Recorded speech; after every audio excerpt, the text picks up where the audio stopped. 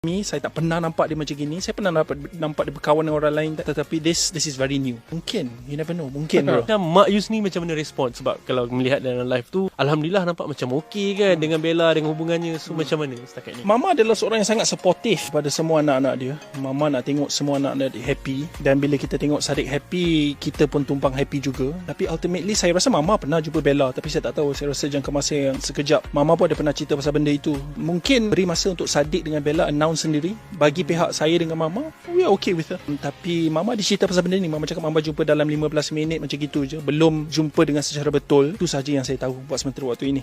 Okey, selaku abang lah kan. Macam you sendiri macam mana melihat hubungan mereka? Adakah you merestui hubungan mereka? Saya rasa Bella tu okey. Bella jangan dengar cakap orang Bella. Kalau you dengan Sadiq okey, layan aja. Saya sebagai abang, bila saya tengok adik saya happy, saya support. Dan kalau you tanya saya kalau saya restu ke tak, of course saya nak tengok adik saya happy. So Mama ada cakap apa tak pasal ni? Dia maknanya dia okey lah kalau sekiranya Bella bakal menjadi menantu ni. Saya tak berani jawab bagi pihak Mama. Mama itu Mama sendiri kena jawab. Tapi Mama cakap Bella comel, Bella pandai bercakap. So far itu saja yang saya tahu daripada Mama lah. Tapi mungkin bagi pihak Mama, biar Mama lebih kenal Bella dulu.